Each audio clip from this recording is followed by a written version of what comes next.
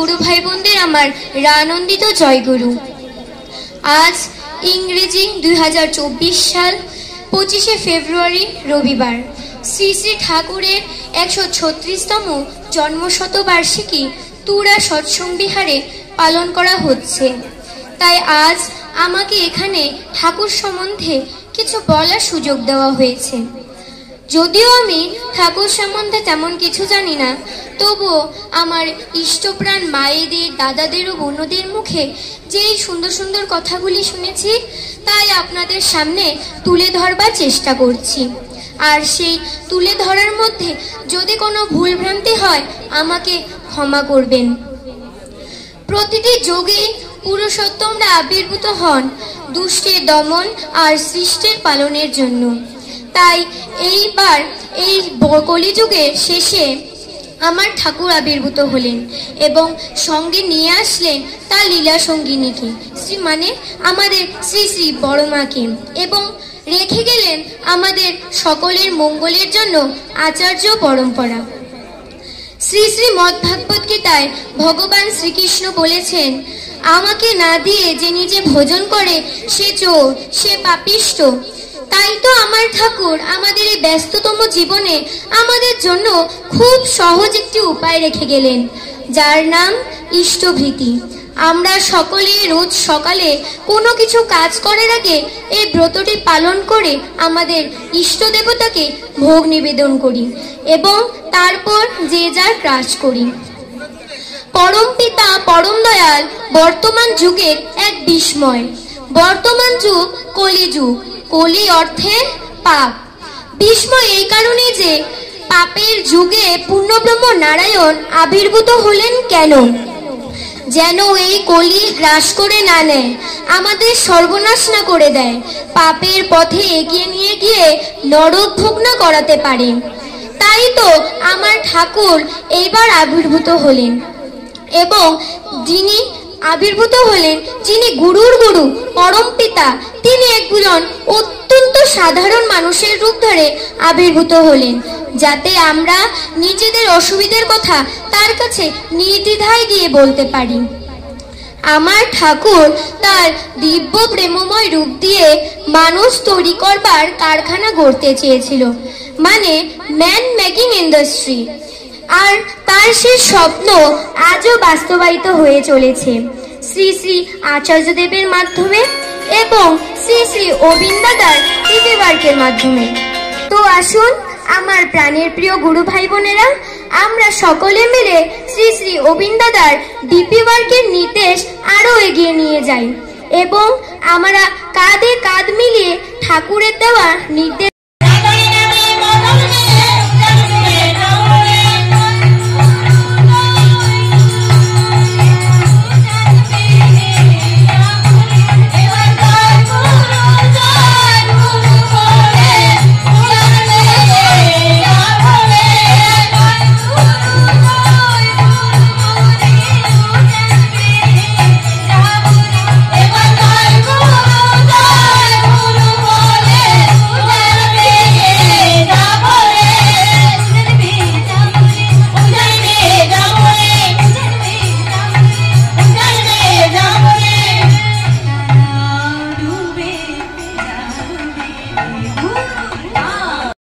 পঞ্চম পুরুষ শ্রী শ্রী অবিন্দা, পূজনীয় অবিন্দা শুরু করেছেন ডিপি ওয়ার্ক, দীক্ষাপত্রের ওয়ার্ক।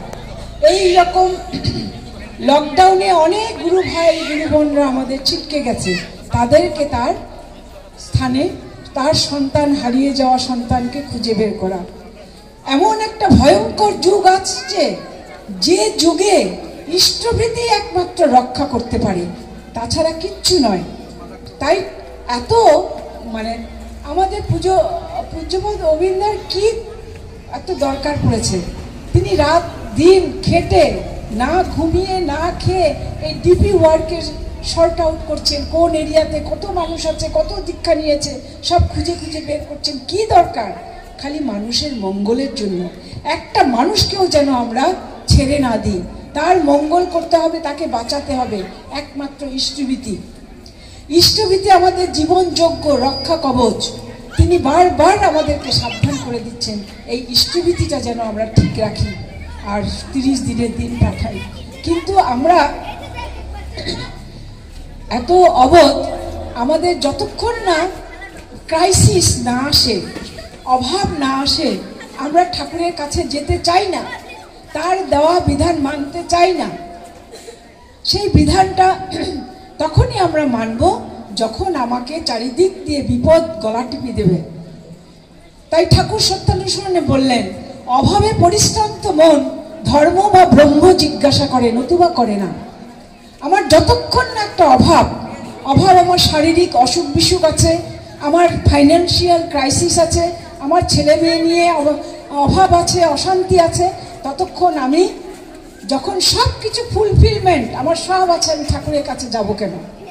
ওই যে ঠাকুরের বই পড়তে পড়তে একটা জায়গায় পেয়েছিলাম, একজন মানুষ ঠাকুরের কাছে রোজ আসতেন, ঠাকুরকে ভালো লাগে কিন্তু দীক্ষা নেয় না। ঠাকুর আপনাকে খুব ভালো লাগে, ঠিক আছে, ঠাকুরের কথা শুনে, ঠাকুরের হাসি, কথা বলা সব ভালো লাগে, দীক্ষা নেয় না। তো ঠাকুর একদিন বললেন, দেখ অনেক হয়েছে, তুই এবার সৎ নামটা নিয়েই নে। ঠিক আছে, কাল সকালে এসে নেব।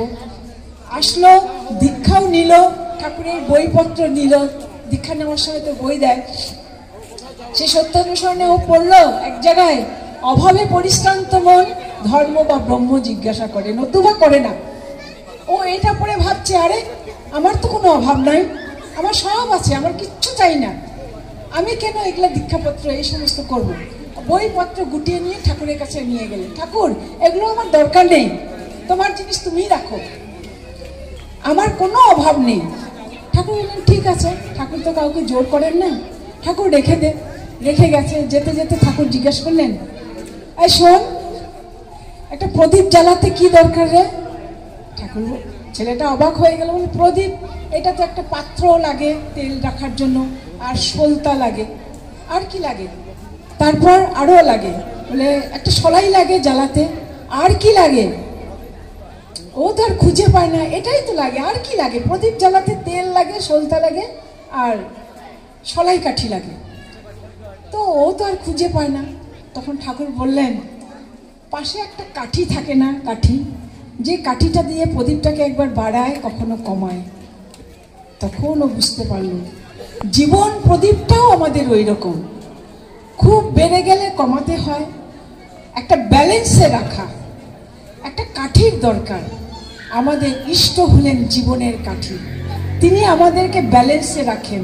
আমাদের কখন কেমন প্রয়োজন, এই মেহেন্দি পাথরের মা চন্দনা মা গান গাইল, যাহা চাই তাহা পাই, আমার যা যা দরকার আমরা তাই পাই। তাই সৎসঙ্গীরা এত আনন্দে, এই যে মন্দিরে থাকে মায়েরা, ওদের কষ্টকে কষ্ট মনে হয় না, অভাব তো ওদের থাকলে ওরা অভাব মনে করে না, ঠাকুরকে নিয়ে আছে, এটাই ওদের আনন্দ। তাই সৎসঙ্গীরা খুব সুখী। জন্ম জন্মান্তরে তপস্যার ফলে আমরা শ্রী শ্রী ঠাকুরের চরণাশ্রিত হতে পেরেছি। কেন সুখী বা কেন ভাগ্য বললাম? আগের দিনে আমরা দেখতাম যুগের পর যুগ এরা সাধনা করেই চলছে ঈশ্বর পাওয়ার জন্য, কিন্তু শ্রী শ্রী ঠাকুর কত সহজভাবে দিলেন, খালি যজন যাজন ইষ্টভীতি আর স্বস্ত্যয়নী সদাচার। স্বস্ত্যয়নীটা এজন্যই বলবো, আমরা ছোট্ট একটা প্রমাণ দেই, উদাহরণ দেই। কত রকম পূজা পার্বণ করি, আগের দিন উপোস থাকি, এই উপোসটা আগের দিন থাকে কেন? সারা জনম তো মাছ মাংস খেলাম, উপোস থাকে মনটাকে প্রিপেয়ার করে, কালকে আমি পুজো করব, আজকে আমি উপোস নিরামিষ খেলাম, আগের দিন নিরামিষ খেলাম, আমি কালকের পুজোর জন্য প্রিপেয়ার হয়। তাহলে সারা জীবন যারা নিরামিষ খায় তাদের মনটা সবসময় ঠাকুরের নামের জন্য উপযুক্ত, সবসময় তারা নাম করতে পারে, ঠাকুরকে খুব তাড়াতাড়ি নিজের মধ্যে স্থাপিত করতে পারে। তাই পরম পিতার কাছে প্রার্থনা করব, আমরা যারা দীক্ষা নিয়েছি শুধু তারাই যে ঠাকুরের নাম ধ্যান ইষ্টভীতি করলাম, আর আমার পারিপার্শ্বিক সৎসঙ্গেই হোক, দীক্ষিতই হোক আর অদীক্ষিতই হোক, আমরা যেন তাদেরকেও আমাদের সেবা যত্ন দিতে পারি। তাই ঠাকুর বললেন যে নিজের জন্য ঠাকুরের কাছে চায়, সেটা কি নিষ্কাম নয়? অপরের জন্য চাওয়াটাই হচ্ছে নিষ্কাম। পরের মঙ্গল কামনায় নিজ মঙ্গলের প্রসূতি। কাজেই আমরা দীক্ষা নিয়ে ইষ্টভীতি করছে না বা দীক্ষিতও নয়, প্রত্যেককে আমরা সেবা দেওয়ার চেষ্টা করব। অন্যে বাঁচায় নিজে থাকে, ধর্ম বলে জানিস থাকে। খুব সহজভাবে ঠাকুর বলে দিলেন। আমি যদি নিজে বাঁচতে চাই, ভালো থাকতে চাই, আমার পারিপার্শ্বিককেও ভালো রাখতে হবে, ইগনোর করতে পারবো না। সেজন্য আমাদের সবাইকে নিয়েই বাঁচার জন্য ঠাকুর বললেন। বাঁচতে গেলে আমাদের সবাইকে নিয়েই বাঁচতে হবে। তাই আজকের এই শুভ দিনে পরমপিতার কাছে প্রার্থনা করি আমরা যেন প্রতি বছর সম্মিলিত হতে পারি, তার এই মঙ্গল যজ্ঞে সবাই ইষ্ট আরাধনা করতে পারি এবং নিজেদেরকে আধ্যাত্মিক জগতে এগিয়ে নিয়ে যেতে পারি। আমরা নিজেরাই নিজেদের মঙ্গল করতে পারি ঠাকুরের খালি একটু নাম ধ্যান। সবসময় ভিতরের নামটা ভুলে যাই, কাজ করতে করতে অনেকে অনেক কিছু ভুলে যায়, কিন্তু যখনই মনে পড়ে তখনই নামটা যেন আমাদের মধ্যে চলতে থাকে।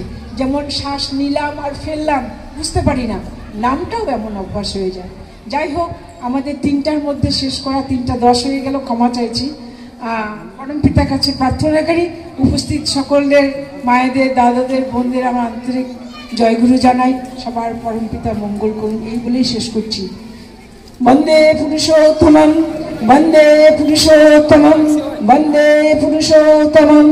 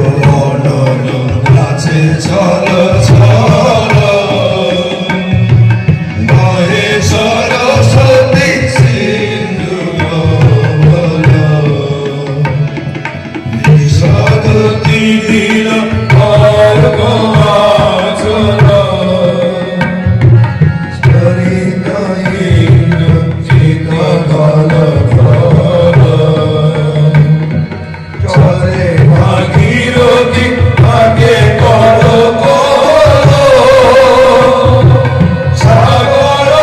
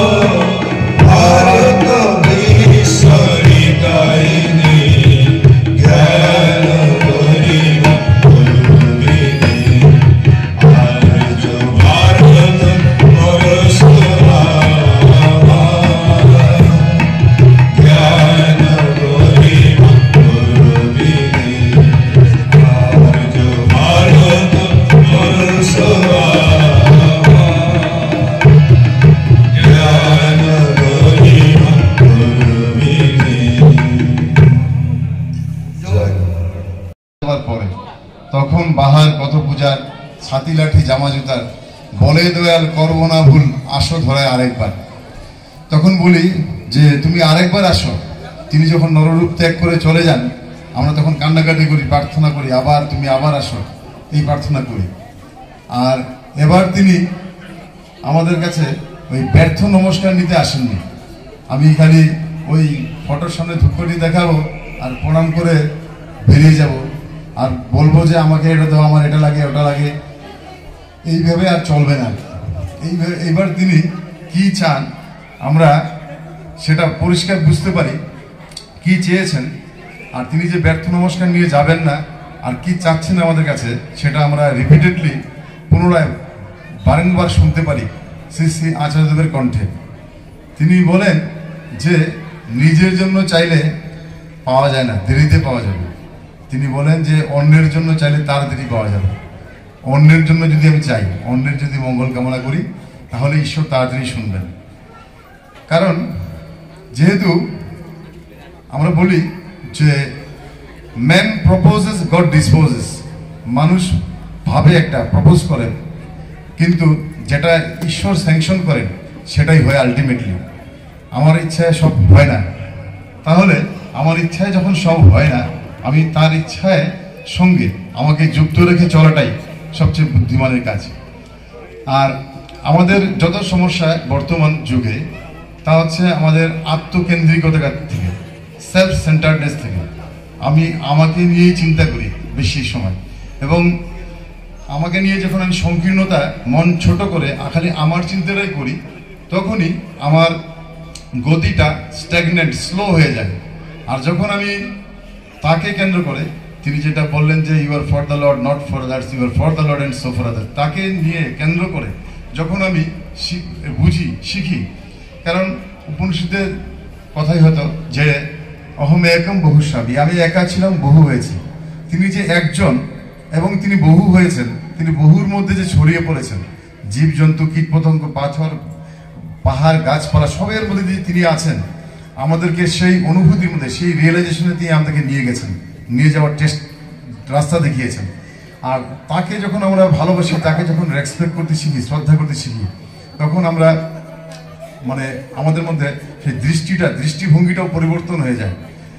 আমার কাউকে শত্রু বলে মনে হয় না, কোনোখানে গেলে আমি নিজেকে ইনসিকিউর ফিল করি না। আমি অনেকবার অনেক অচেনা জায়গাতে গেছি, আমার অনুভূতির কথা বলছি। আমি একবার কোনো একটা দীক্ষার কাজে আলিপুরদুয়ার থেকে আসছি, তো ফেরার পথে আমি কোচবিহার থেকে নাইট সুপারে আসবো। নাইট সুপারে মানে এমনভাবে এসছি, ওইখানে রাস্তায় আসলাম, গাড়ি ছাড়ছে, তাড়াতাড়ি দূরে গাড়িতে গেলাম, উঠলাম, ভাবছি এখানে তো দেখি যে ওরকম কোনো ভালো একজন মানুষের নজর পড়ছে না। তো মানে থামলো একটা এমন জায়গাতে যেখানে অন্য ধর্মাবলম্বীর সংখ্যা বেশি, সেখানেও একটু ভাবলা আসলো। কিন্তু আমার পাশে কন্ডাক্টর জিজ্ঞাসা করলো আমি ভাড়া করতে, বলে যে কেবিনে বসলে 150, পিছনে বসলে 200 টাকা। তারপরে আমি গিয়ে বসলাম, পিছনেই বসলাম। তো পিছনে যেখানে বসলাম, যে সিটে, আমার পাশের সিটে বসে আছেন এক গুরু ভাই। আমি বললাম কোথায় যাবেন? বলে যে আমি রংজুলি যাব, আর আমি নামবো দুধনইতে। কথায় কথায় দেখলাম উনি রংজুলির আমাদের সভাপতি ঋত্বিক শ্রদ্ধা গিরিশ সিংহদার ছোট ভাই। তো আমাদের কাছে মানে কোনো জায়গাটাই আমরা কোনোখানে গেলেও আমরা ইনসিকিউর ফিল করি না, কারণ এই ভাবটা যখন থাকে যে আমার পারিপার্শ্বিক নেইবারে আমার প্রতিবেশী সবাই তারই সন্তান, সেটাই আমাদের তিনি শিখানোর পথ দেখিয়েছেন। ব্যাঙ্গালোরে একটা ঘটনা, এক মুসলিম ব্যক্তি বেড রিডেন, মৃত্যুশয্যায় শায়িত, কদিন পরে সে বাঁচবে না। সেই মৃত্যুশয্যায় শায়িত সেই মুসলিম ভাইটি, লোকটি বলছে তার স্ত্রীকে যে আমার যদি কিছু হয়ে যায়, আমি যদি না থাকি, তাহলে এই যে সৎসঙ্গ মন্দির দেখছো, এই সৎসঙ্গ মন্দিরে যাবে, ওখানে মানুষটা তোমাকে সহায়তা করবে। এটা শ্রী শ্রী আচার্যদেব কথা বলছিলেন ঘটনাটা। তাহলে আমাদের চলনটা এমন হওয়া উচিত, বা আমরা অনেকেই অভ্যস্ত এই চলনে, আমাদেরকে দেখে মানুষ বিশ্বাস করে, ভরসা করে, ইনসিকিউর ফিল করে না। একবার শ্রী শ্রী আচার্যদেবের কাছে কোনো এক গুরু ভাই শ্রী শ্রী আচার্যদেবের নিন্দা করেছেন। আচার্যদেবের নিন্দা করাতে সেই ব্যক্তি এসে মোবাইলে রেকর্ড করে আচার্যদেবকে শোনাচ্ছে।